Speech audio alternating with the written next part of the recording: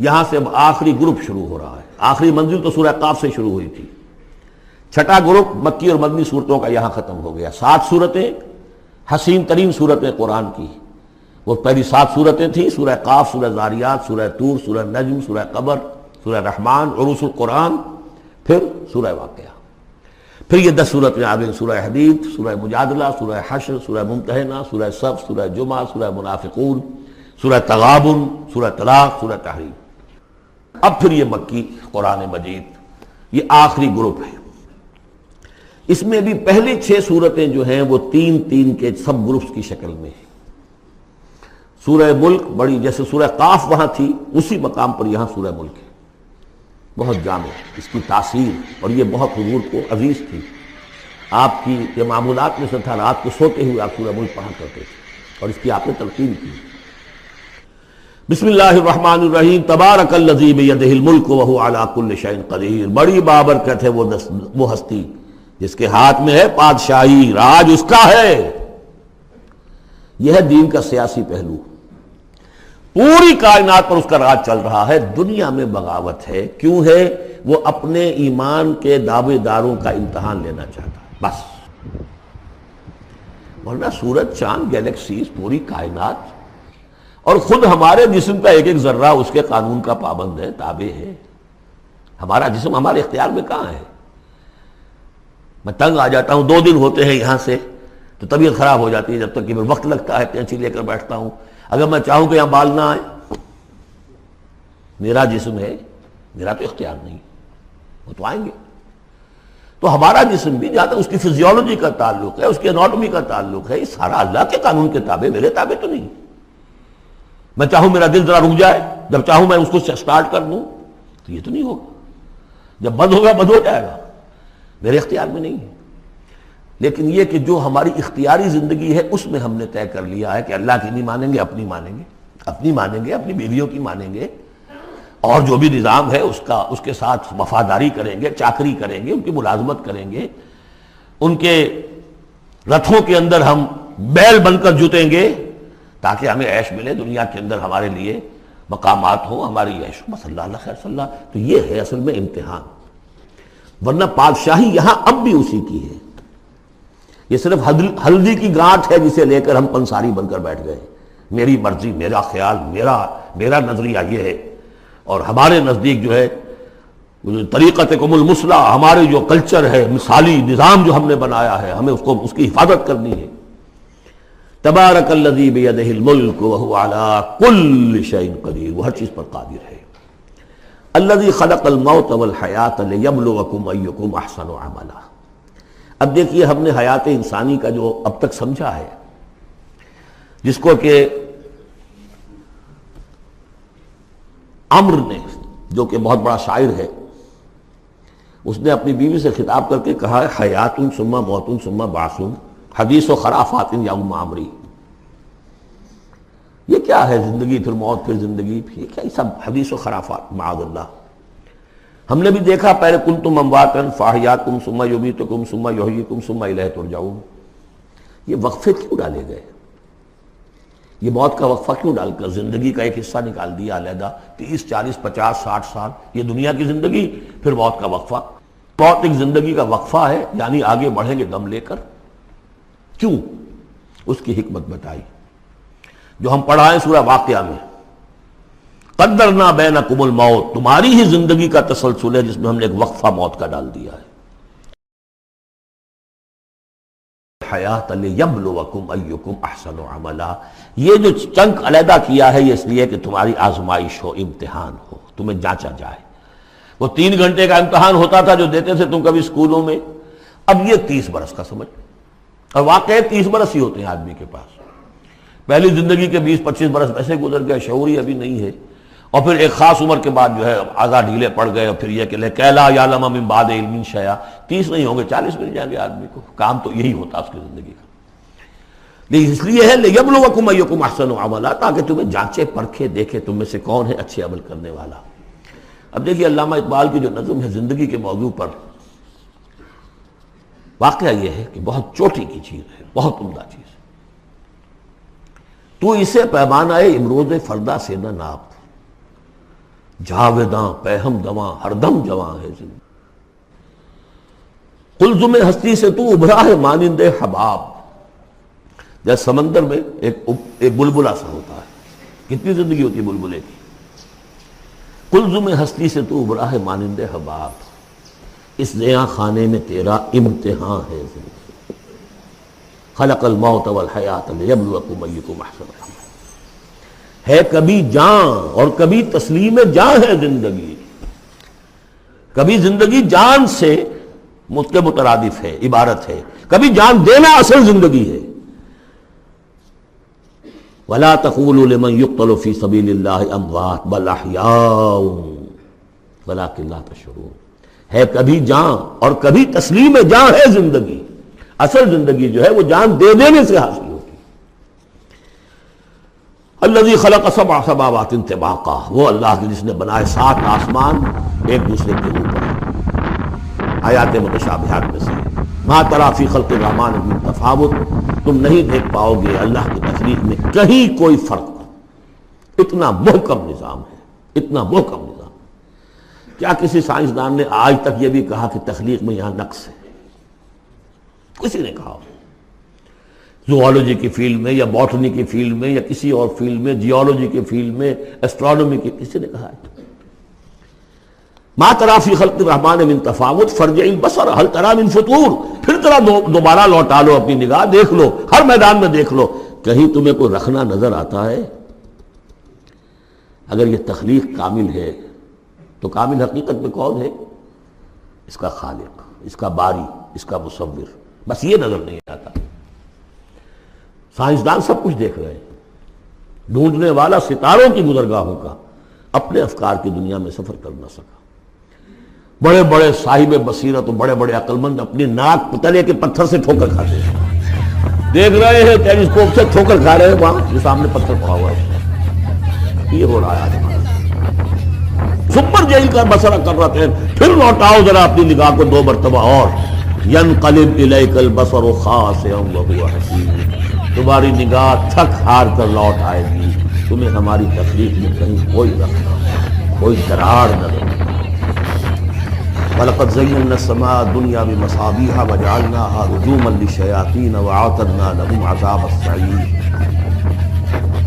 اور ہم نے سب سے قریبی آسمان کو سجا دیا ہے چراغوں سے، یعنی زمین سے جو قریب ترین آسمان ہے، پہلا آسمان، اور ان چراغوں کو ہم نے بنا دیا ہے رجوما للشیاطین، شیاطین جن جو ہیں وہ جو کوشش کرتے ہیں اس سے باہر نکل کر، اور وہ چاہتے ہیں کہ کچھ خبریں جو ہیں وہ فرشتوں سے چرا کر لے آئیں، تو ان کو کھدیڑنے کے لیے، ان کو اوپر سنگ باری کے لیے ہم نے یہ میزائلز رکھے ہوئے ہیں۔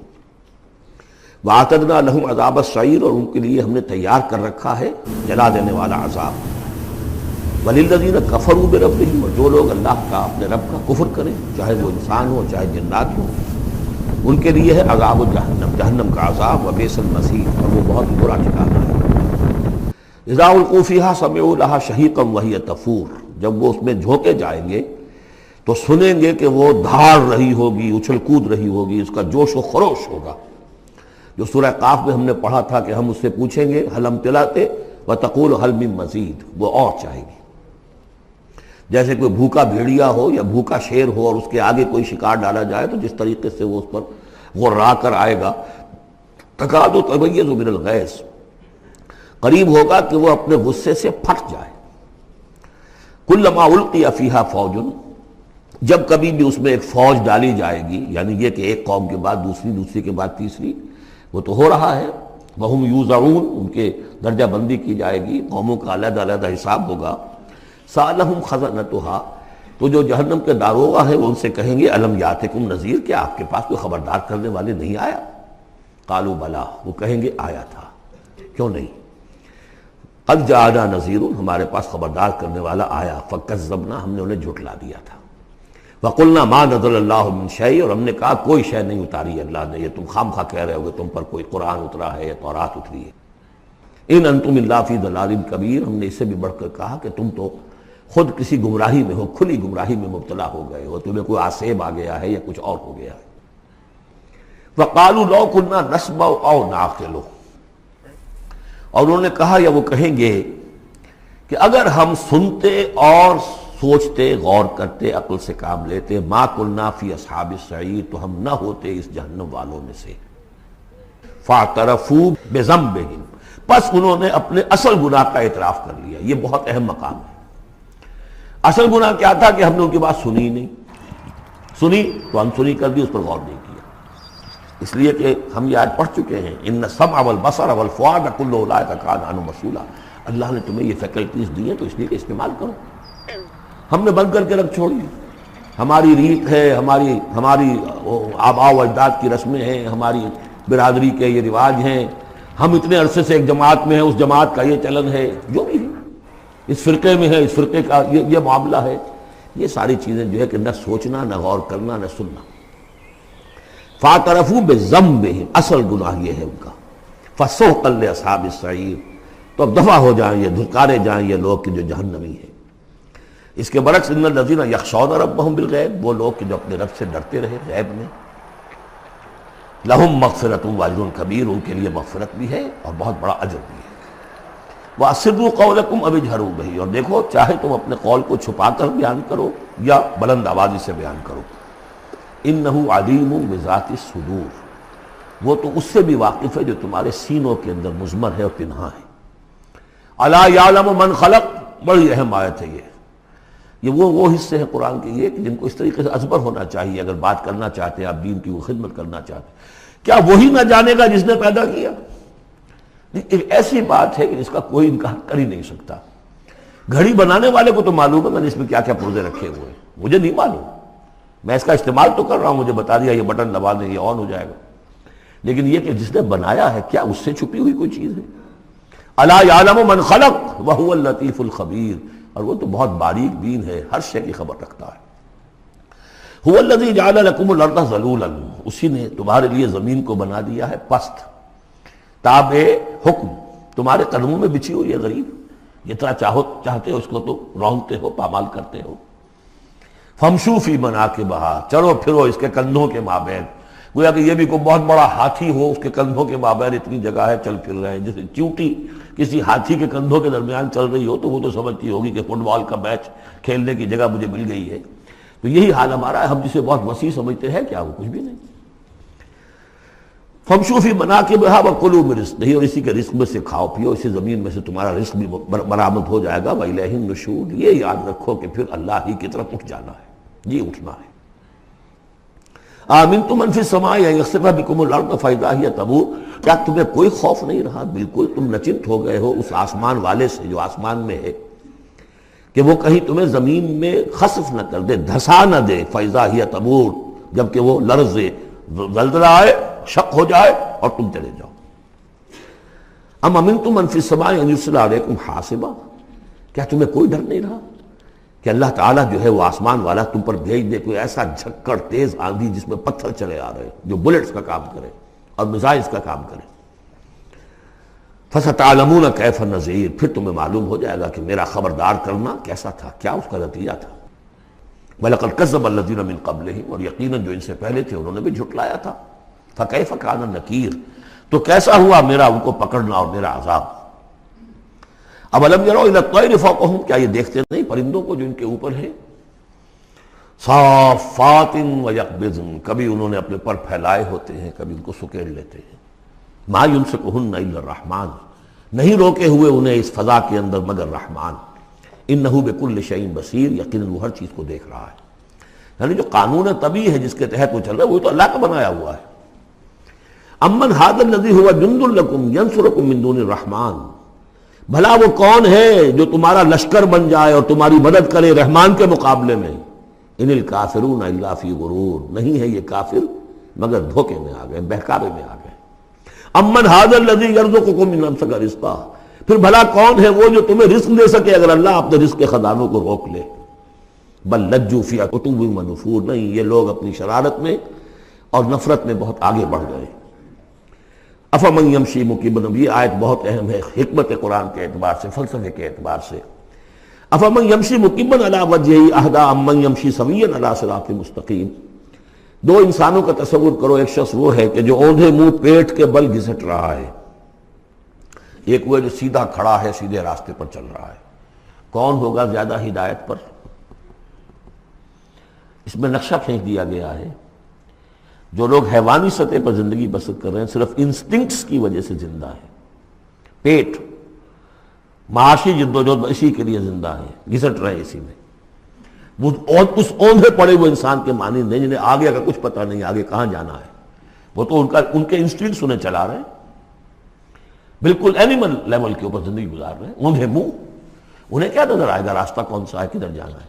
ایک شخص کھڑا ہے سیدھا، اپنی منزل اس نے معین کر لی ہے۔ یہ بالکل وہی فلسفہ ہے جو سورہ حج میں آ چکا ہے۔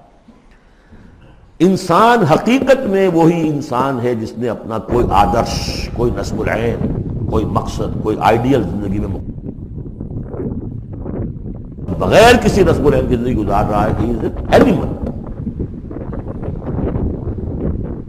اولئک کالانعام بل ھم اضل۔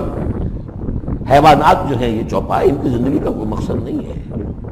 وہ تو اللہ نے ہمارے کام کے لیے پیدا کر دیا، آپ انہوں کاٹوں گوشت کھائیں اور ان کی چمڑوں سے جوتیاں بنائیں اور جی رہے ہیں وہ خالص انسٹنکٹس کے اوپر، ان کی جبلتیں ہیں، صرف جبلت کے تحت ہے۔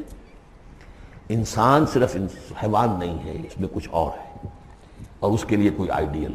ضعف الطالب والمطلوب، جتنا اونچا آئیڈیل ہوگا اتنا ہی اونچا انسان جائے گا، لیکن جس کا کوئی سرے سے آئیڈیل نہیں وہ نرا حیوان ہے۔ آخر چوپائے بھی تو اسی طرح چلتے ہیں نا۔ افمن یمشی مکبا علی وجہہ اہدی امن یمشی سویا علی صراط مستقیم۔ سیدھا راستہ اور اس کی منزل معین ہے، مجھے ادھر جانا ہے۔ دنیا میں ہماری منزل اقامت دین، حقیقت میں زندگی کی منزل آخرت، رضائے الہی کا حصول۔ قل هو الذی انشأکم وجعل لکم السمع والابصار والافئدہ، کہہ دیجئے وہی ہے جس نے تمہیں انشاء، اٹھانا، تمہیں بنایا، بڑھایا، وجعل لکم السمع والابصار والافئدہ، تمہیں کان دیے، آنکھیں دی اور دل دیے یا عقل دی۔ عام طور پر قرآن میں سمع پہلے کیوں آتا ہے اور بصار بعد میں کیوں آتا ہے؟ انسانی علم کا جب آپ جائزہ لیں گے تو اس میں پہلا حصہ ہوتا ہے جو پہلی نسلوں نے علم حاصل کیا ہوا ہے، اس کو آپ اخذ کرتے ہیں اپنی سماعت سے۔ آپ سنتے ہیں، کلاس میں لیکچر ہو رہا ہے، پروفیسر لیکچر دے رہا ہے، جو کچھ ہوا ہے پہلے وہ آپ نے پچھلی نسلوں کا جو بھی ذخیرہ معلومات ہے وہ جمع کیا، اب آپ نے آبزرو کیا، کچھ اور معلومات حاصل کی، کچھ نئی حقیقتیں آپ پر منکشف ہوئیں، اور پھر آپ نے اس کو جوڑا، ایک قدم آگے گئے۔ ان السمع والبصر والفؤاد کل اولئک کان عنہ مسئولا قلیلا ما تشکرون، بہت کم ہی شکر ہے جو تم کرتے ہو۔ قل هو الذی ذراکم فی الارض والیہ تحشرون، کہہ دیجئے اسی نے تمہیں پھیلا دیا ہے زمین میں اور اسی کی طرف تم اکٹھے کر دیے جاؤ گے، جمع کر دیے جاؤ گے۔ وَيَقُولُونَ مَتَىٰ هَٰذَا الْوَعْدُ إِن كُنتُمْ صَادِقِينَ، وہ کہتے کب ہوگا یہ وعدہ، کب پورا ہوگا، اگر تم سچے ہو تو بتاؤ۔ قُلْ إِنَّمَا الْعِلْمُ عِندَ اللَّهِ، کہہ دیجئے کہ اس کا علم اللہ کے پاس ہے۔ آخرت کب آئے گی؟ وَاللَّهُ عِندَهُ عِلْمُ السَّاعَةِ، اللہ ہی کے پاس اس کا علم ہے۔ وَإِنَّمَا أَنَا نَذِيرٌ مُّبِينٌ، اور میں تو بس صرف ایک واضح اور صاف صاف ڈرا دینے والا ہوں، اس کے سوا میری ذمہ داری کوئی نہیں۔ فَلَمَّا رَأَوْهُ زُلْفَةً، پھر جب وہ دیکھیں گے اس کو، قریب آ گئی، سیئت وجوہ الذین کفروا، تو ان کے چہروں کے حلیے بگڑ جائیں گے، برے ہو جائیں گے ان کے چہرے، ان کافروں کے۔ وقیل ھذا الذی کنتم بہ تدعون، اور کہا جائے گا یہ ہے وہ جس کو تم مطالبہ کرتے تھے کہ لاؤ اور لے آؤ جلدی سے۔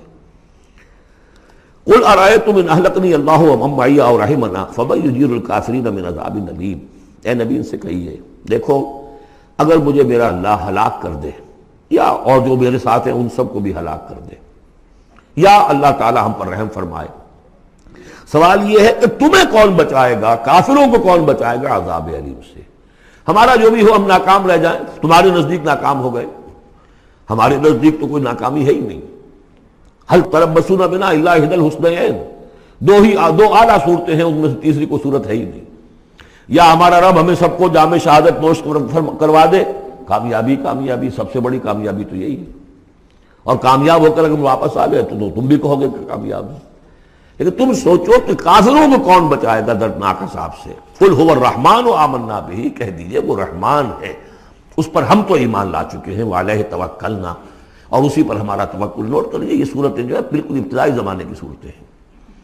ابھی سمجھیے کہ یہ ابتدائی رد و قضا ہے، جس کی آخری شکلیں وہ ہیں جو سورہ انعام اور سورہ اعراف اور سورہ یونس اور سورہ ہود میں ہم دیکھا ہے. فَسَتَعْلَمُونَ مَنْ هُوَ فِي ضَلَالٍ مُبِينٍ، تو عنقریب تمہیں معلوم ہو جائے گا کہ کھلی گمراہی میں کون تھا، ہم تھے یا تم تھے. قُلْ أَرَأَيْتُمْ إِنْ أَصْبَحَ مَاؤُكُمْ غَوْرًا، ذرا ایک بات پر اور غور کرو، اگر تمہارا یہ پانی جو زمین کا ہے وہ نیچے اتر جائے، کبھی کبھی ایک دم بہت جو ہے ایک الارم ہو جاتا ہے کہ پانی کی سطح نیچے جا رہی ہے، بارشیں کم ہوئی ہیں، پانی کی سطح نیچے جا رہی ہے، کہاں سے لائیں گے پانی؟ وہ تو پھر بھی ابھی ایک حد تک ہی نیچے جاتی ہے، یہ پانی اور نیچے چلا جائے. فَمَنْ يَأْتِيكُم مِّن مَّاءٍ مَّعِينٍ، کون ہے وہ جو لائے گا تمہارے پاس وہ پانی صاف نتھرا ہوا پانی؟